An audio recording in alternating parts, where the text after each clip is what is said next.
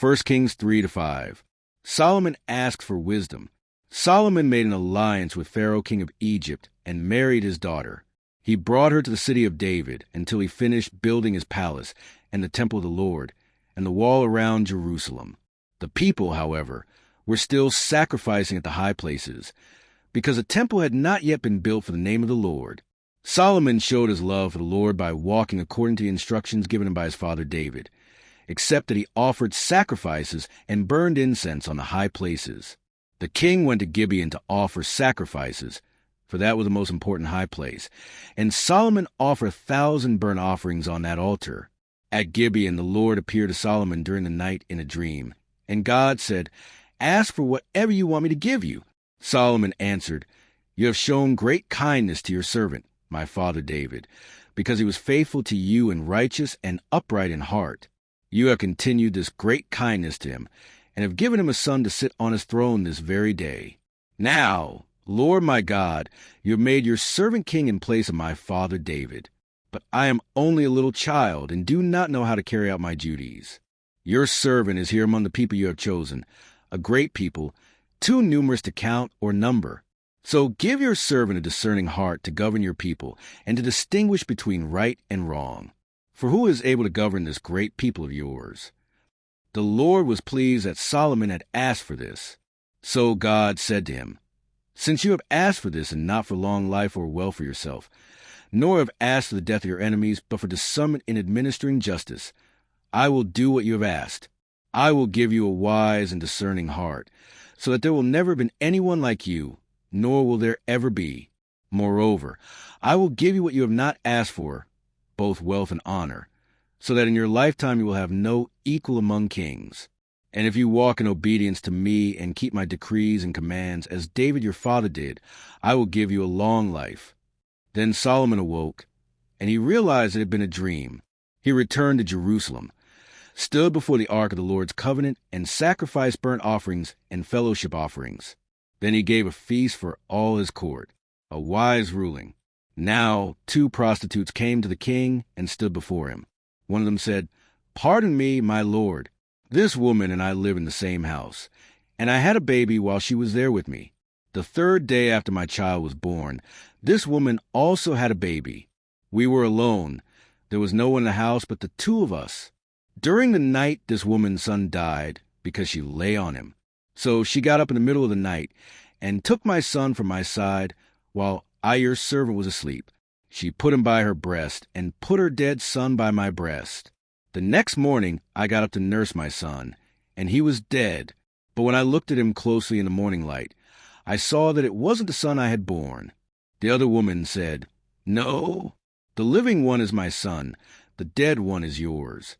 But the first one insisted, "No, the dead one is yours, the living one is mine." And so they argued before the king. The king said, "This one says, 'My son is alive and your son is dead,' while that one says, 'No, your son is dead and mine is alive.'" Then the king said, "Bring me a sword." So they brought a sword for the king. He then gave an order, "Cut the living child in 2 and give half to one and half to the other." The woman whose son was alive was deeply moved out of love for her son and said to the king, "Please, my lord, give her the living baby. Don't kill him." But the other said, "Neither I nor you shall have him. Cut him in 2. Then the king gave his ruling. "Give the living baby to the first woman. Do not kill him. She is his mother." When all Israel heard the verdict the king had given, they held the king in awe, because they saw that he had wisdom from God to administer justice. Solomon's officials and governors. So King Solomon ruled over all Israel, and these were his chief officials: Azariah son of Zadok, the priest; Elihoreph and Ahijah, sons of Shisha, secretaries; Jehoshaphat son of Ahilud, recorder; Benaiah son of Jehoiada, commander-in-chief; Zadok and Abiathar, priests; Azariah son of Nathan, in charge of the district governors; Zabud son of Nathan, a priest and advisor to the king; Ahishar, palace administrator; Adoniram son of Abda, in charge of forced labor. Solomon had 12 district governors over all Israel, who supplied provisions for the king and the royal household. Each one had to provide supplies for 1 month in the year. These are their names: Ben-Hur in the hill country of Ephraim, Ben-Dikr in Makaz Shalbim, Beth-Shemesh and Elon Bethanan, Ben-Hesed in Arubeth, Soko and all the land of Hepher were his, Ben-Abinadab in Naphoth Dor, he was married to Taphath's daughter Solomon, Bana son of Ahilud, in Tanakh and Megiddo, and in all of Bethshan, next to Zarethan below Jezreel, from Bethshan to Abel Mahola cross to Jokmeam, Ben-Jeber. In Ramoth Gilead, the settlements of Jair son of Manasseh in Gilead were his, as well as the region of Argob and Bashan, and its 60 large walled cities with bronze gate bars. Ahinadab son of Iddo in Mahanaim, Ahimaaz in Naphtali, he had married Basemath's daughter Solomon. Bana son of Hushai in Asher and in Elath, Jehoshaphat son of Peruah in Issachar, Shimei son of Elah in Benjamin, Jeber son of Uri, in Gilead, the country of Sihon king of the Amorites, and the country of Og king of Bashan. He was the only governor over the district. Solomon's daily provisions. The people of Judah and Israel were as numerous as the sand on the seashore. They ate, they drank, and they were happy. And Solomon ruled over all the kingdoms from the Euphrates River to the land of the Philistines, as far as the border of Egypt. These countries brought tribute and were Solomon's subjects all his life. Solomon's daily provisions were 30 cores of the finest flour and 60 cores of meal, 10 head of stall-fed cattle, 20 of pasture-fed cattle, and 100 sheep and goats, as well as deer, gazelles, roebucks, and choice fowl. For he ruled over all the kingdoms west of the Euphrates River, from Tifsa to Gaza, and had peace on all sides. During Solomon's lifetime, Judah and Israel, from Dan to Beersheba, lived in safety, everyone under their own vine and under their own fig tree. Solomon had 4,000 stalls for chariot horses and 12,000 horses. The district governors, each in his month, supplied provisions for King Solomon and all who came to the king's table. They saw to it that nothing was lacking.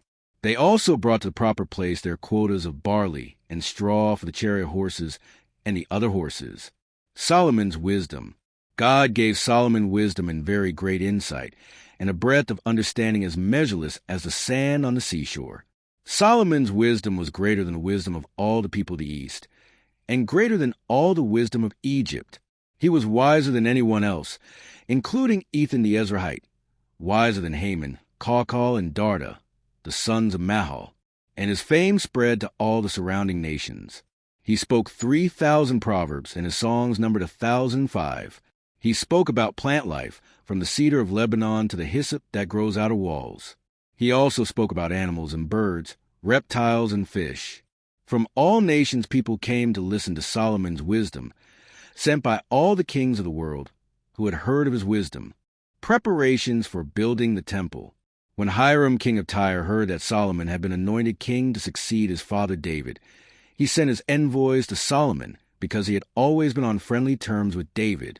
Solomon sent back this message to Hiram. You know that because of the wars waged against my father David from all sides, he could not build a temple for the name of the Lord his God until the Lord put his enemies under his feet. But now the Lord my God has given me rest on every side, and there is no adversary or disaster. I intend, therefore, to build a temple for the name of the Lord my God, as the Lord told my father David, when he said, Your son, whom I will put on the throne in your place, will build a temple for my name. So give orders that cedars of Lebanon be cut for me. My men will work with yours, and I will pay you for your men whatever wages you set. You know that we have no one so skilled in felling timber as the Sidonians. When Hiram heard Solomon's message, he was greatly pleased and said, Praise be to the Lord today, for he has given David a wise son to rule over this great nation. So Hiram sent word to Solomon, I have received the message you sent me and will do all you want in providing the cedar and juniper logs. My men will haul them down from Lebanon to the Mediterranean Sea, and I will float them as rafts by sea to the place you specify. There I will separate them, and you can take them away. And you are to grant my wish by providing food for my royal household. In this way Hiram kept Solomon supplied with all the cedar and juniper logs he wanted, 11, and Solomon gave Hiram 20,000 cores of wheat as food for his household, in addition to 20,000 baths of pressed olive oil. Solomon continued to do this for Hiram year after year. The Lord gave Solomon wisdom, just as he had promised him. There were peaceful relations between Hiram and Solomon, and the two of them made a treaty. King Solomon conscripted laborers from all Israel, 30,000 men. He sent them off to Lebanon in shifts of 10,000 a month, so that they spent 1 month in Lebanon and 2 months at home. Adoniram was in charge of the forced labor.